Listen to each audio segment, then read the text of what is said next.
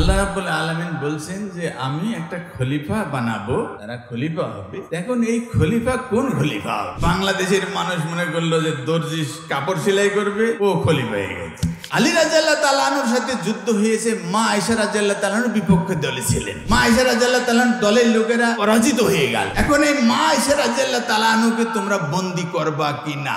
বাকি দুনিয়ার যত উলামা আছে, আলেম আছে, এদের যত কথা, তার যে বক্তব্য দিয়েছেন উনি, সে বক্তব্যটা তোমার যত মোহিত হও, যত চমৎকৃত হও, তাতে কোনো অসুবিধা নাই, কিন্তু তার কথার পিছনে দলিল খোঁজা হবে, দলিল খুঁজতে হবে। লা ইউস্তাদাল্লু বিহা, তার বক্তব্য দিয়ে দলিল দেওয়া যাবে না। শুধু এইটুকু মনে রাখলে সারা জীবনে আপনি কোন পথে আছেন, কোন সূরাতে আছেন, সেই জায়গায় আপনার ক্লিয়ার হয়ে যাবে।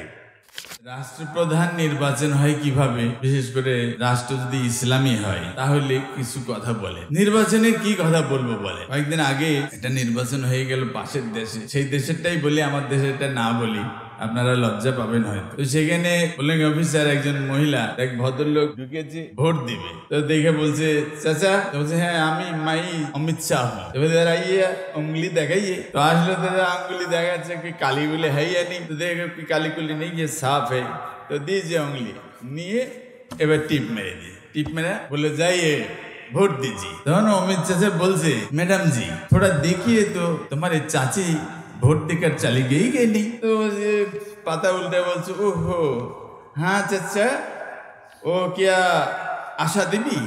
হ্যাঁ হ্যাঁ আশা দেবী, ও তো 1.5 ঘন্টা আগে ভোট দেकर चली गई। তো অমিত শাহ কাঁদতে শুরু করে দিয়েছে। हाँ কি হলো, अगर मैं 1.5 घंटा पहले आते तो उसके साथ मुलाकात हो जाती। तो ये महिला पुलिंग ऑफिसर बोलते थे अरे बाबू क्या बात रे, तुम्हारे घर में कुछ बातचीत होती नहीं, यहाँ आकर बातचीत करना। तो बोलते ना जी मैडम, मेरे ये आशा देवी 15 साल पहले मर गई, आज के लिए 3 बार वोट देना आई। जब भी मैं आया सुना कि कुछ देर पहले वो वोट देकर चली गई। এই হলো নির্বাচন। এখন এই নির্বাচন নিয়ে আপনাদেরকে কথা শোনানোর জন্য বলা হচ্ছে, কি বলবো, সময়ও নাই। আল্লাহ রাব্বুল আলামিন আমার এই প্রসঙ্গটা ওনার এক বক্তব্যের মধ্যে সহজে আসছে।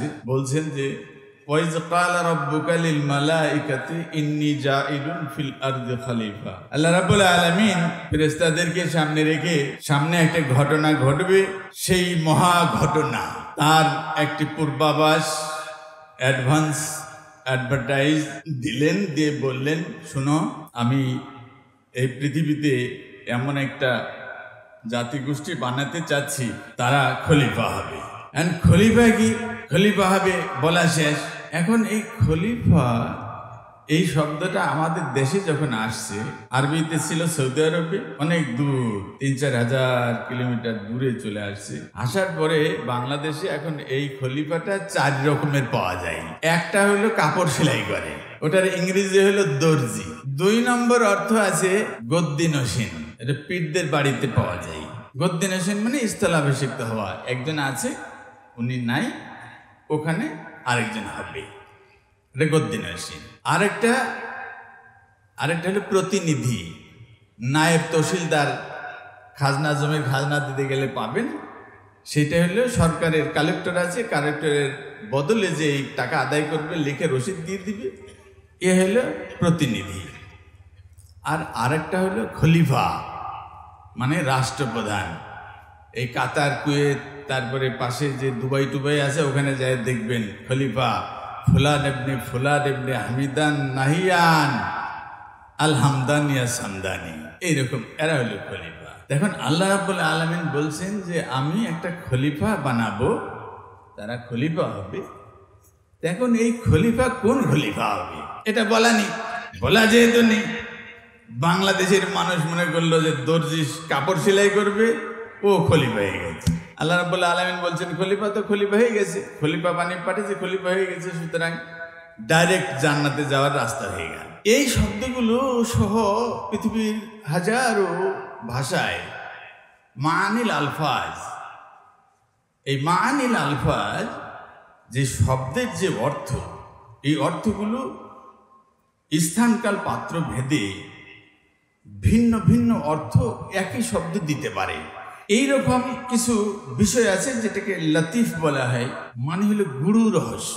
উপর দিয়ে বোঝা যায় না, ভিতরে এমন মিষ্টি আছে, ফলায়েত হবেন পিঁপড়া সমান এসে ভিড় জমাবে। গুরু রহস্য তার মধ্যে থাকে। আমার এলেমের যেসব কথা শুনবার জন্য এখনো যারা চোখ বন্ধ করেন নাই, তাদের জন্য বলছি যে এই সব কিছুর জন্য দায়ী আমার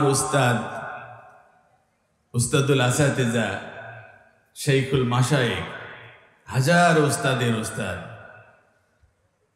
মাওলানা আব্দুল খালেক সালাফি হাফিজাহুল্লাহ, বর্তমানে এই জামিয়া সালফিয়ায় সব উস্তাদেরও উস্তাদ হিসাবে এখনও ইলমের খেদমত করে যাচ্ছেন। ওনার সাথে আমার নিসবত হলো 1+0, দেখবেন ফলাফল হয় 1, 1-0 ফলাফল হয় 1। আমার সাথে ওনার নিসবত হলো উনি 1 আমি 0, যোগ করলেও যা বিয়োগ করলেও তা। আমার কিছু লাভ হয়, ওনার লসও নাই লাভও নাই। সুতরাং ওনাকে বিক্রি করে আমি সেই 1975 সাল থেকে ছাত্র অবস্থা থেকে 2025 পর্যন্ত বিক্রি করে খাচ্ছি। এর কিছু চান্দা মান্দা ওনাকে দেওয়ার তেমন সুযোগ পাই না। শুধু এই দোয়া করি, আল্লাহুম্মা জিদ ফি ইলমি, আল্লাহ তার ইলমকে তুমি বাড়িয়ে দাও, বলেন আল্লাহুম্মা আমিন। আল্লাহুম্মা বারিক ফি হায়াতি, আল্লাহ তার হায়াতে বরকত দান করো, বলেন আল্লাহুম্মা আমিন।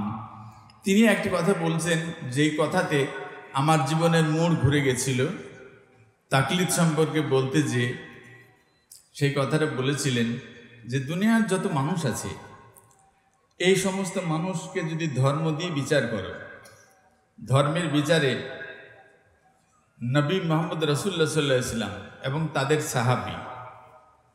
সাহাবী এই দুই গ্রুপের যদি কথা আছে, এই কথাগুলো দিয়ে দলিল দেওয়া যায়।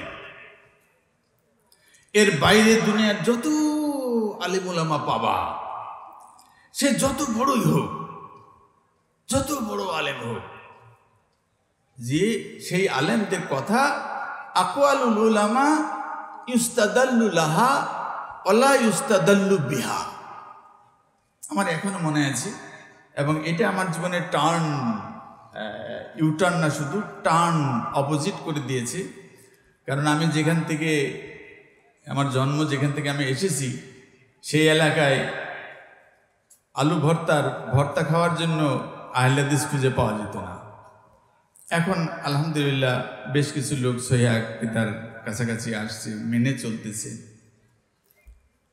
উনি বলছিলেন যে বাকি দুনিয়ার যত উলামা আছে, আলেম আছে, পণ্ডিত আছে, এদের যত কথা, সেই কথার জন্য দলিল খুঁজতে হবে। আকওয়ালুল উলামা ইউস্তাদাল্লু লাহা ওয়ালা ইউস্তাদাল্লু বিহা।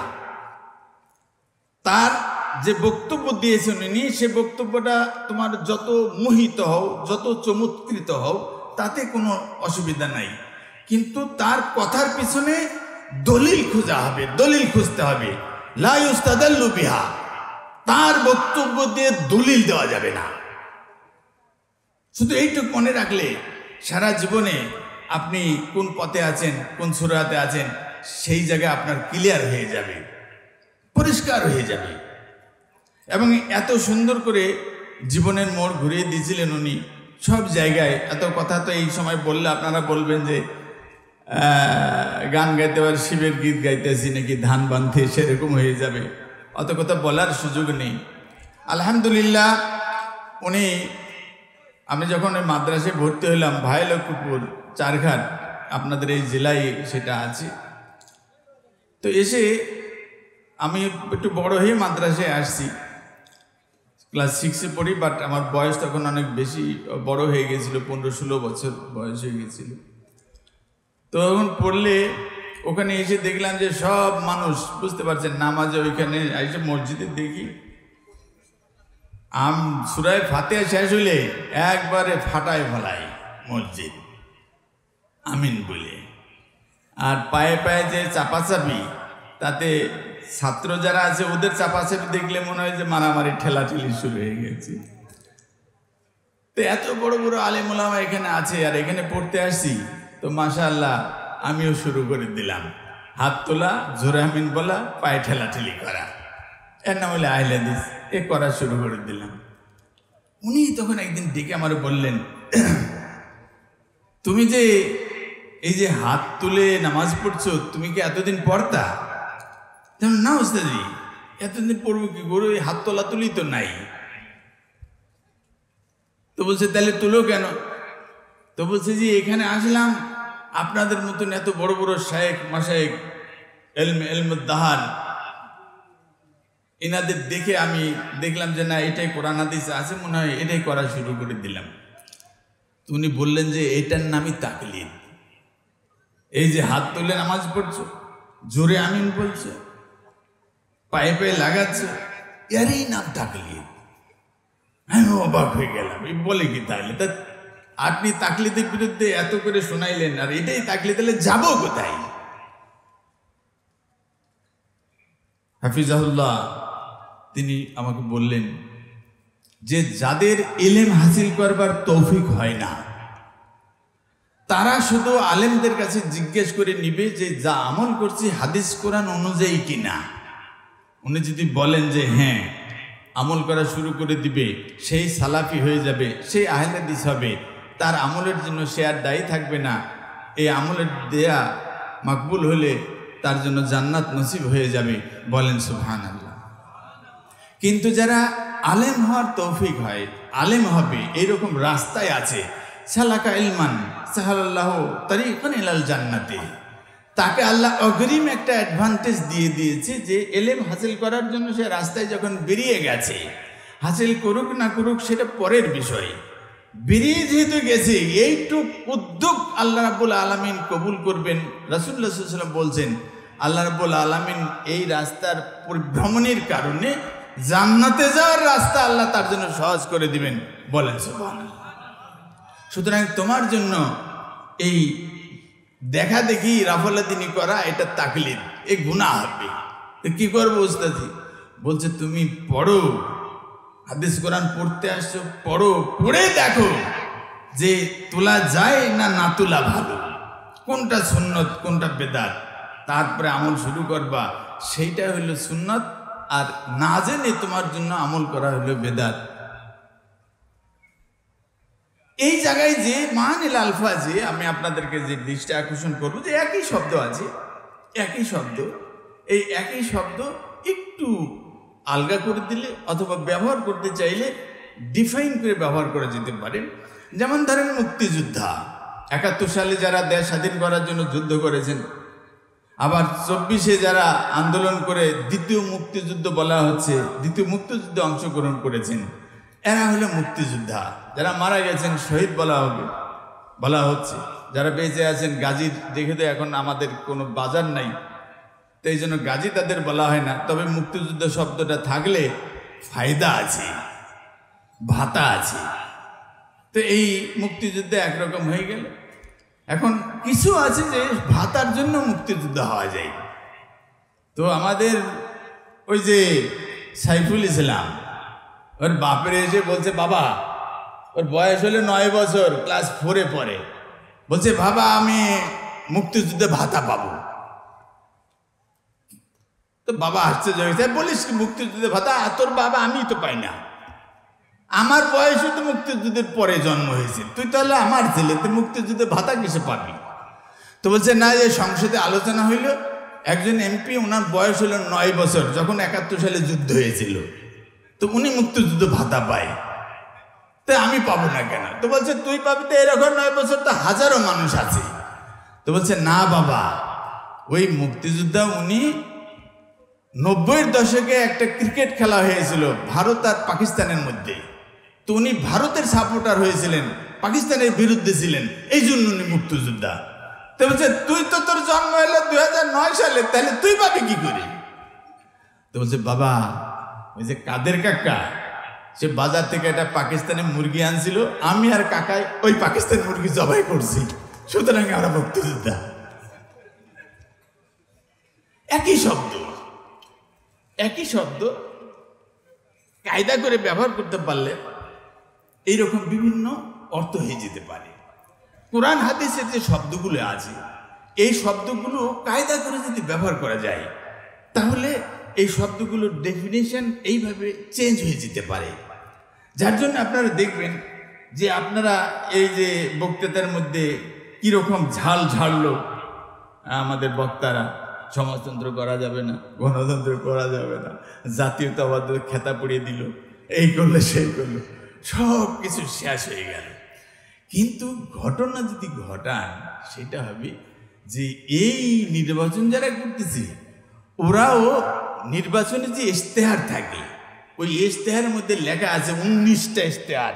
এই এজেন্ডা যদি জিততে পারি, এই খাল কেটে কুমির আনবো, বাঘ মেরে বন সাফ করবো, এইভাবে 1 2 3 4 করে 19টা এজেন্ডা। তার মধ্যে 8 নম্বর এজেন্ডায় লেখা আছে জিততে যদি পারি কোরআন হাদিস বিরোধী কোনো আইন করা হবে না। তো এই সমাজতন্ত্র ভিতরে ঢুকে গেল, আপনি যা চাচ্ছেন, আপনিও যেখানে থাকলেন, সব তো এক জায়গায় চলে আসলো। কে কার বিরুদ্ধে যাবেন? এই দেখেন 1965 সালে ইতিহাসের কথা বলছি, এখানে মুরব্বী 2-4 জন দেখা যাচ্ছে, ওনাদের মনে হয় 65 জানাও আছে, হয়তো আমাদের নাও থাকতে পারে। 65 সালে আইয়ুব খানের বিরুদ্ধে একজন দাঁড়াই গেল, ওনার নাম ফাতেমা জিন্নাহ, মহিলা প্রেসিডেন্ট দাঁড়াই গেল, প্রেসিডেন্ট ইলেকশন। তো এই ফাতেমা জিন্নাহরে কয়েকটা ইসলামী দল সাপোর্ট করলো। তো বুখারীতে যেহেতু আছে, রাসূলুল্লাহ সাল্লাল্লাহু আলাইহি সাল্লাম বলে গেছেন, লা ইউফলিহু ওয়াল্লাহু আমরাহুম ইমরাতান। রাসূলুল্লাহ বলছেন যে কোনো জাতি যদি মহিলারে নেতৃত্ব দেয়, তাহলে এই জাতি কোনোদিন সফলকাম হবে না, হবে না, হবে না। তাহলে এই মহিলা নেত্রী বানানো জায়েজ না না যায়? না যায়। হারাম না হালাল? হারাম। তো জাইনে শুনে হারাম কাজ করলে মুসলমান না অমুসলমান? অমুসলমান। অমুসলমান কিরকম? কয়কার কাফ, কয়কার ফা, কাফের।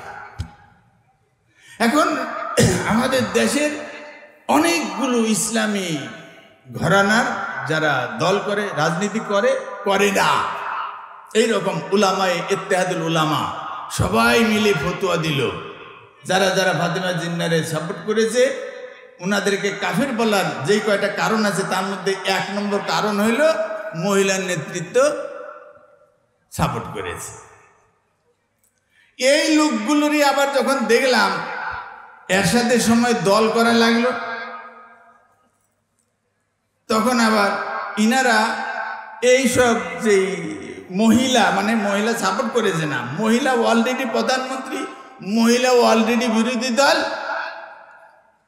তাদেরকে সাপোর্ট করলো। দেন এই আলেমদের কোন কথা নিব আর কোনটা নির্বাচনের ইশতেহারে আমি দিব। এরপরে দেখেন এখানে যে যারা বলে আমরা সহি হাদিস মানি, সহি কথা বলি, তারে সব জায়গায় মাইকে, মাঠে, ময়দানে সব জায়গায় মাহফিল করতেছে, ওয়াজ করতেছে, এই গণতান্ত্রিক পদ্ধতির নির্বাচন হারাম। অথচ কয়েকদিন আগে ওনারা এবার একটা ইলেকশন করলেন, সেটা হলো নির্বাচন দিয়ে।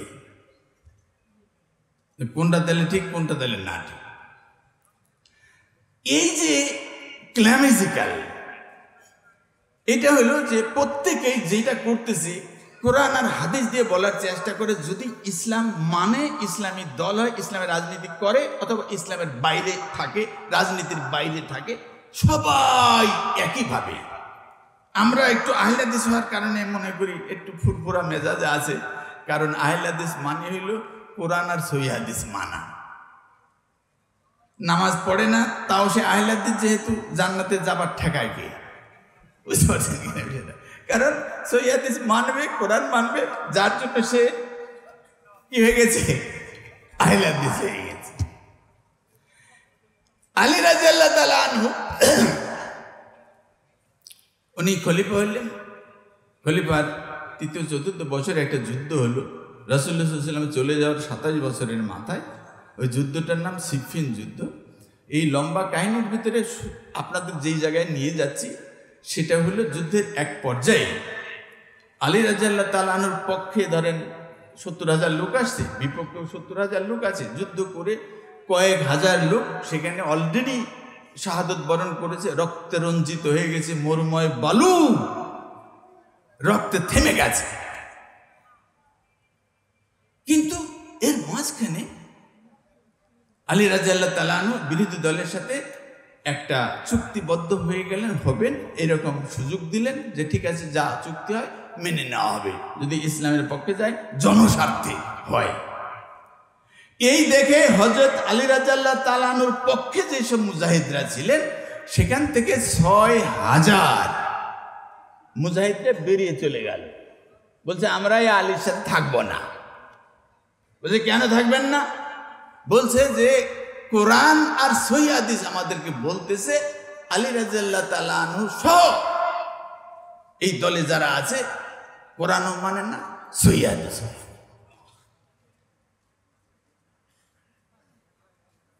এই বলে বেরিয়ে চলে গেছে। আমি আপনাদেরকে শুধু ওই কথাটা বলতে চাইতেছি যে একটাই শব্দ একটু হেরফের দেখেন, দেখাবে আপনাদেরকে। দলিল দিচ্ছে কোরআন আর হাদিস দিক, তাও হাদিস না, সহিহ হাদিস দিক। কোরআন দিয়ে, কোরআনের তো সহিহ জয়ীবের বলা নেই, কোরআনের সহিহ হাদিস বেরিয়ে চলে গেছে। আবু আলী রাদিয়াল্লাহু তাআলা ইবনে আব্বাস রাদিয়াল্লাহু তাআলা পাঠালেন, ভাই বা আপনি একটু জানতো, কারণ আপনি যেভাবে তাফসীর করতে পারেন আর কেউ এত সুন্দর তাফসীর করতে পারবে না, একটু বুঝাই দেখেন ওদেরকে ফেরত আনা যায় কিনা। তো উনি গেলেন, সেই জায়গাটা শুধু আপনাদের বলছি। তো গেলে উনি বললেন যে আমি আসহাবে রাসূলুল্লাহ সাল্লাল্লাহু আলাইহি ওয়াসাল্লাম, সাহাবীর আলী রাদিয়াল্লাহু তাআলা আনহু কাতিব ওহী, নিজে হাতে ওহী লিখতেন রাসূলুল্লাহ সাল্লাল্লাহু আলাইহি ওয়াসাল্লাম সামনে, রাসূলুল্লাহ সাল্লাল্লাহু আলাইহি ওয়াসাল্লাম জামাই ফাতেমা তার ঘরে আছে, তার কাছ থেকে আসছি। সাহাবী রাদিয়াল্লাহু তাআলা আনহুদের কাছ থেকে আসছি, যাদের উপরে ওহী নাজিল হয়েছে, যারা ওহী সম্পর্কে জ্ঞাত আছেন, যাদের কাছে আসছি তাদের কাছে ওই রকম কোনো লোক নাই, মানে যারা বেরিয়ে গেছে ওই রকম সাহাবী টাবি তাদের ভিতরে নাই। আছে কি? কোরআন আর সহিহ হাদিস। এটা নিয়ে আলাদা হয়ে গেছে, আলীর দল ত্যাগ করেছে। আলী কাজটা ঠিক করেনি, কেউ কেউ ফতোয়া মেরে দিয়েছে, আলী কাফের হয়ে গেছে, আমরাও যাদের নাই। তো বললেন বিমা তানকিমু আলা আলী, যে প্রশ্ন করলেন যে তোমরা আলী রাদিয়াল্লাহু তাআলাকে কি দিয়ে দোষারোপ করতেছো, এটা আমার বলো। তো ওরা বললো যে আমাদের কাছে 3টা দলিল আছে প্রধান, এই 3টা দলিল আমরা দেখতে পাচ্ছি আলী রাদিয়াল্লাহু তাআলা কোরআন হাদিসের বিরুদ্ধে। এক, হাকামা রিজাল, তিনি মানুষের ধর্মীয় একটা বিষয়ে সিদ্ধান্ত ফয়সালা করবার জন্য সিদ্ধান্ত দিয়ে দিয়েছেন, নির্বাচন করে দিয়েছেন, ওরা যা বলে তাই মানব। অথচ আল্লাহ রাব্বুল আলামিন পবিত্র কোরআনে সূরা ইউসুফের 40 নম্বর আয়াতের মধ্যে ডাইরেক্ট ঘোষণা করেছেন কি, ইনিল হুকমু ইল্লা লিল্লাহ, ফয়সালা করবার একমাত্র সিদ্ধান্ত আল্লাহ রাব্বুল আলামিনের। আল্লাহ রাব্বুল আলামিনের ডাইরেক্ট সিদ্ধান্ত যে আমি ছাড়া কেউ সিদ্ধান্ত দিবে না। অথচ উনি আল্লাহরে বাদ দিয়ে 2জন মানুষের বলে দিলেন আপনারা যান জমাতো জান্দালে, যেই কয়দিন লাগে 2জনে জুরি বুট করে আলোচনা করে সিদ্ধান্ত নিয়ে আসেন, আমরা ইনশাআল্লাহ মেনে নেওয়ার চেষ্টা করব। এই কোরআনের বিরুদ্ধে চলে গেল, কিভাবে হবে? 2 নাম্বার, লাম ইয়াসবা লাম ইয়াগনা, রাসূলুল্লাহ সাল্লাল্লাহু আলাইহি ওয়াসাল্লামের সহিহ হাদিস, যুদ্ধক্ষেত্রে যুদ্ধ হবে, যারা জয়ী হয়ে যাবে পরাজিত জলদার থাকবে, তাদের মহিলা বাল বাচ্চা ছোট যারা আছে এদেরকে বন্দী হিসাবে নিয়ে নেবে এবং তাদের মালামাল গনিমত হিসেবে নিয়ে নেবে। কিন্তু আলী রাদিয়াল্লাহু তাআলা যাদের সাথে যুদ্ধ করতেছে, মুয়াবিয়া বা অন্যদের সাথে যুদ্ধ করতেছে, তাদের মহিলা নারী বাচ্চা এদেরকে বন্দী হিসাবে নিচ্ছে না এবং তাদের গনিমতের মাল ধরতেছেন না।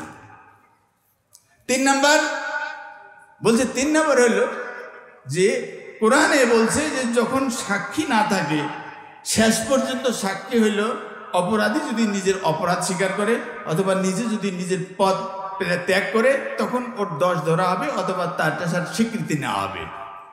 তো হযরত আলী রাদিয়াল্লাহু তাআলা আনহু ওই পাঠাইলেন যখন, সেখানে একটা চুক্তিতে স্বাক্ষরিত এরকম হয়েছে, আলী ইবনে আবি তালেব, আলী আমিরুল মুমিনিন, এই আমিরুল মুমিনিন শব্দটা বাদ দিয়ে দিয়েছেন। আমিরুল মুমিনিন মানে হলো প্রেসিডেন্ট। উনি আমিরুল মুমিনিন শব্দ বাদ দিয়ে চুক্তি করতে পাঠাই দিয়েছেন। তাহলে উনি নিজেই তো আমিরুল মুমিনিন, আর এখন স্বীকার করতেছেন না। তাহলে আমরা ওনার আমিরুল মুমিনিন মানব কি করে? ডাইরেক্ট কোরআন, ডাইরেক্ট হাদিস, কোনো ভোগীযোগী নাই। এবার ইবনে আব্বাস রাদিয়াল্লাহু তাআলা আনহুর উত্তর শুনেন, তাইলে বুঝবেন যে ওই পাকিস্তানি মুরগি জবাই করে মুক্তিযুদ্ধ হওয়া যায়। উনি বললেন যে বাবারা শোনো, তোমরা যে কথা বলছো ওটা কোরআন হাদিস একবারে স্পষ্ট, কিন্তু বিষয়ের মধ্যে রইল যেটা, সেটা হলো যে এই যে কোরআন, এই যে হাদিস, যার কাছে আসছে, যিনি বলেছেন, তার থেকে তুমি আর আমি কি বেশি বুঝি?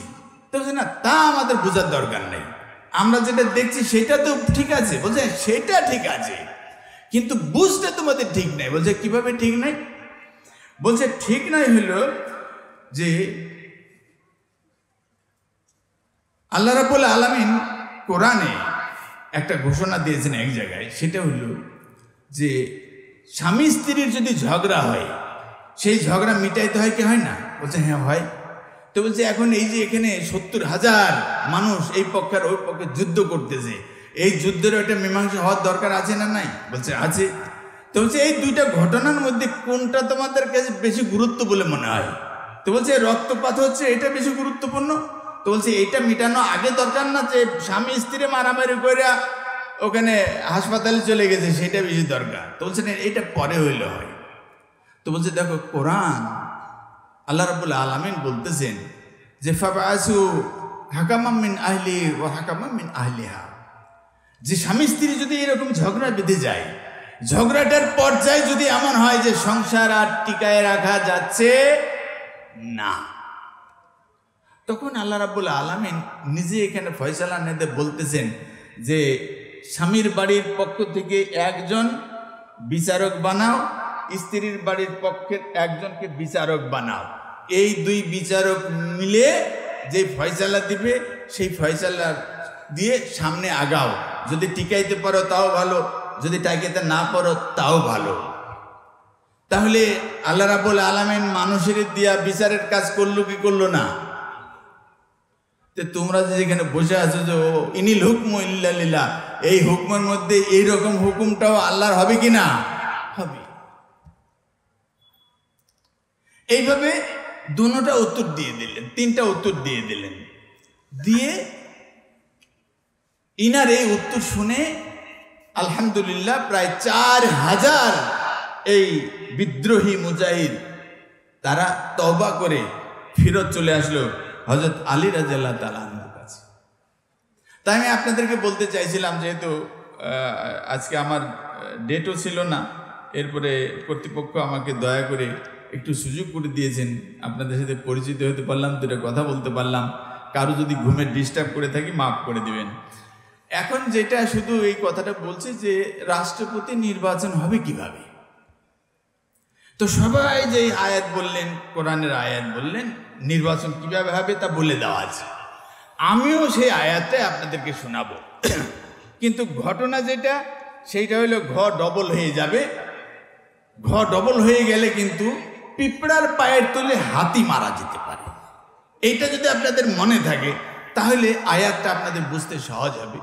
সেটা হলো সবাই যে দলিলটা দিচ্ছে সেই দলিলটা, সেটা হলো সূরা নামে একটা সূরা আছে, তার 38 নম্বর আয়াতের মধ্যে আল্লাহ রাব্বুল আলামিন বলে দিয়েছেন যে এইভাবে প্রেসিডেন্ট নির্বাচন হবে।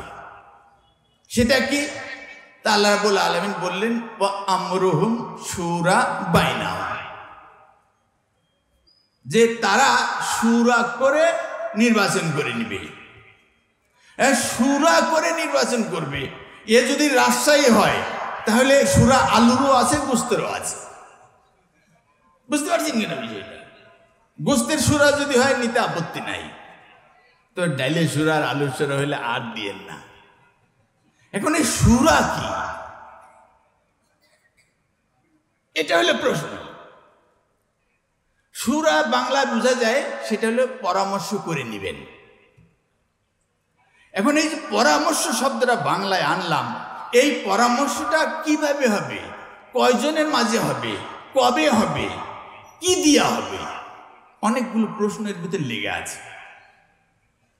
ইবনে আব্বাস রাদিয়াল্লাহু তাআলা জবাব দিতে যে বলছিলেন, তোমরা যে বললা গনিমতের মাল নিচ্ছে না, নারীদেরকে বন্দি করতেছে না, কোরআন হাদিস বলছে যুদ্ধ হবে কার সাথে? কাফেরের সাথে। কাফেরের সাথে যুদ্ধ হলে তাদের মাল হালাল হয়ে যাবে, তাদের নারীরা হালাল হয়ে যাবে।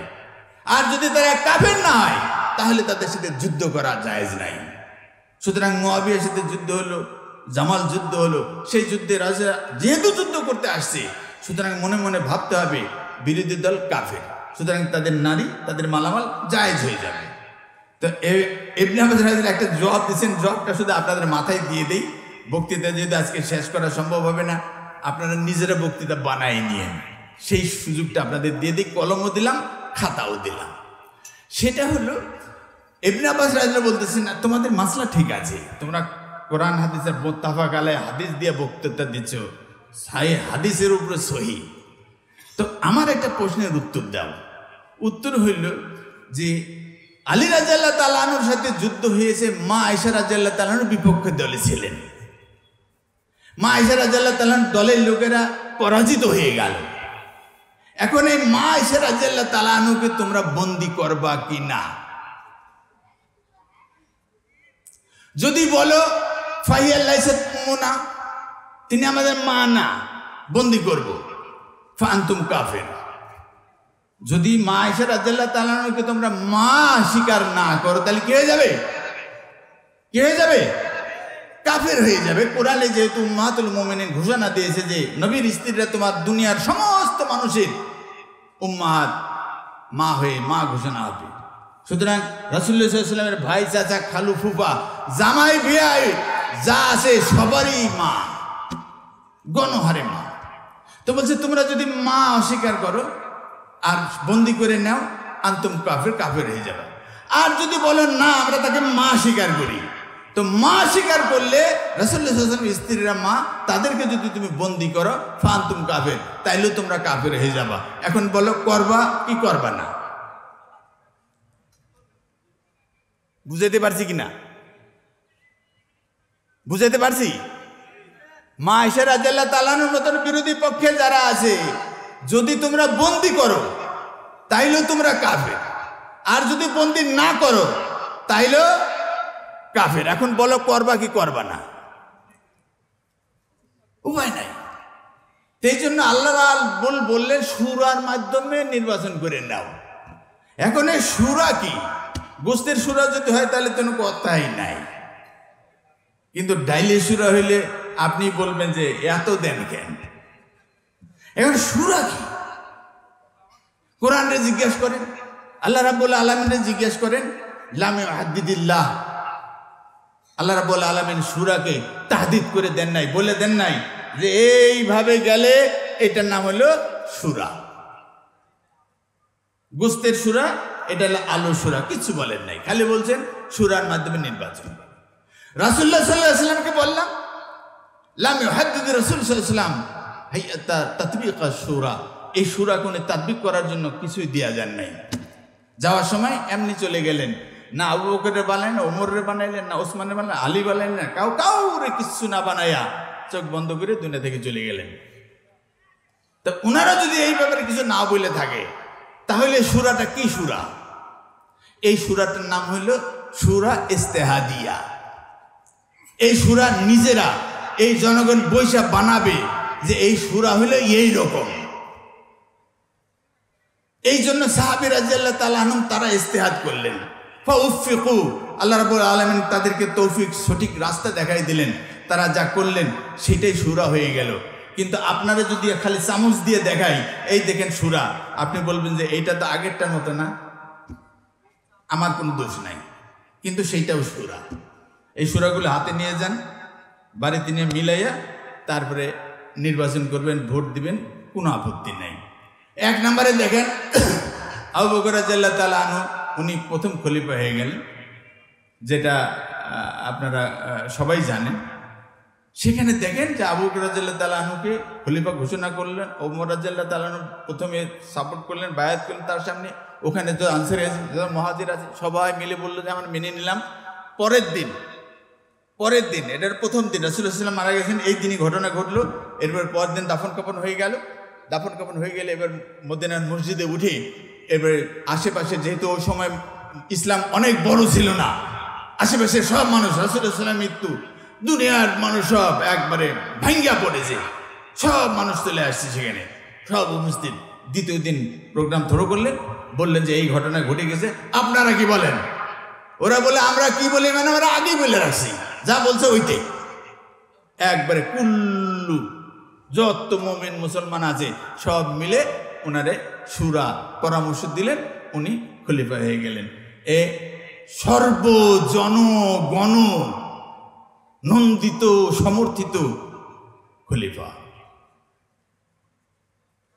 এরপরে দেখেন হযরত আবু বকর রাদিয়াল্লাহু আনহু চলে যাচ্ছেন।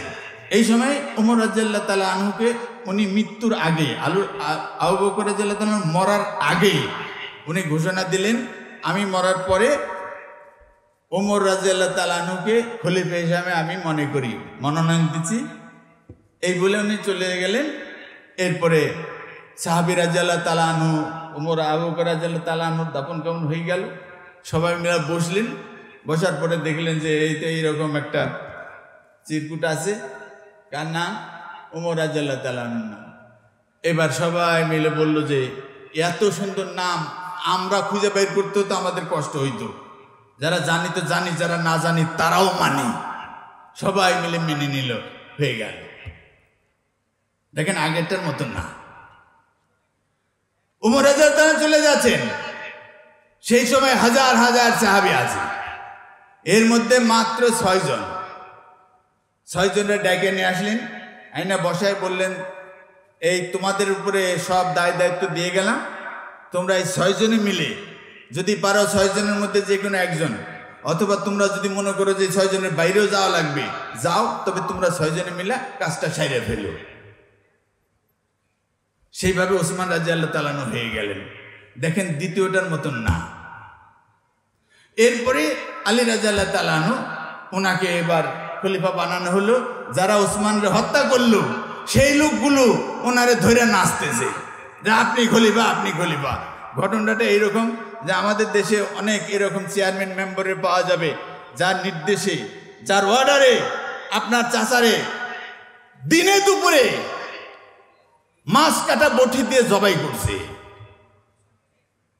জবাই করে ওই গলা কাটা লাশ ওই চেয়ারম্যানের লোকেরাই কান্দে কইরা বাড়িতে নিয়ে এসে বলছে যে দেখেন কে যে এই ঘটনা ঘটাইলো, আমরা লাশটা পড়ে থাকতে দেখলাম, আমাদের মনে খুব কষ্ট লাগলো, এই লাশ বনের মধ্যে পড়ে থাকবে, চাচি এই যে বাড়িতে নিয়ে আসলাম। এরপরে চেয়ারম্যানের লোকেরাই সবাই মিলে দাফন কাফন, গোসল গাছল, আতর গোলাপ সব লাগাই দিয়া জানাজার ব্যবস্থা করলো। ইমাম সাহেবের খুঁজে পাওয়া যাচ্ছে না, চেয়ারম্যান নিজেই নামাজ জানাজা পড়াই দিল। আর যেহেতু অনেক মাযহাবে আছে সূরা ফাতিহা লাগে না, সূরা ফাতিহা ছাড়া হয়ে গেল, অসুবিধা আছে নাই। নাচতেছে। আলী রাদিয়াল্লাহু বললেন যে না, আমি তোমাদের নাচনি দেখি না, তোমাদের কথায় আমি আমির হতে চাই না, আমি খলিফা হতে চাই না। মদিনার মসজিদে চলে আসলেন, সেখানে এসে সমস্ত সাহাবীরা থাকলেন, তাদের সামনে এই প্রস্তাব করা হলো। সমস্ত সাহাবীদের সম্ভব না, কারণ তখন ইসলাম অনেক বড়। ওই সামনে যারা থাকলেন তাদেরকে সমর্থন নিয়ে, পরামর্শ নিয়ে, শুরা নিয়ে উনি খলিফা হয়ে গেলেন। এরপরে আস্তে আস্তে আশেপাশের যত প্রদেশ আছে, এলাকা আছে, চেয়ারম্যান আছে, মেম্বার আছে, তাদের কাছে খবর পাঠানো হলো, তারাও লিখিত মৌখিক সবভাবে সমর্থন জানাই দিল, খলিফা হয়ে গেল। দেখেন 4টা সূরা 4 রকমের, কোনটায় মরিচ বেশি, কোনটায় কম, কোনটা হলুদ বেশি, কোনটায় কম। সূরা ইস্তেহাদিয়া, মুসলমানরা যেই সময় থাকবে এই সময়ের মানুষরা ইস্তেহাদ করে, চিন্তা ভাবনা করে সবার পরামর্শ কিভাবে নিবে সেই পথ বের করে এরা একজন খলিফা নির্ধারণ করবে, খলিফা নির্বাচন করবে। তবে খুব খেয়াল রাখবেন, খুব খেয়াল রাখবেন, সেটা হলো যে খেলাফত কায়েম হবে, তিনি খলিফা হবে, এইটা হবে কিনা। এই জায়গাটা অত্যন্ত কঠিন একটা বিষয়, সহজ করে বলা যেত, কিন্তু একটু সময় দেওয়া লাগবে। সেই সময় আপনাদের কাছে নাই, আমি আপনাদের চোখ দিকে বুঝতে পারতেছি। সুতরাং আমি এখানে বিদায় নিচ্ছি। আমার জন্য দোয়া করবেন। আপনার জন্য দোয়া রইল। আবারও কখনো সুযোগ হলে আবারও অন্য প্রসঙ্গ নিয়ে কথা বলা যাবে। আমা তাওফিক ইল্লা বিল্লাহ। আসসালামু আলাইকুম ওয়া রাহমাতুল্লাহি ওয়া বারাকাতুহু।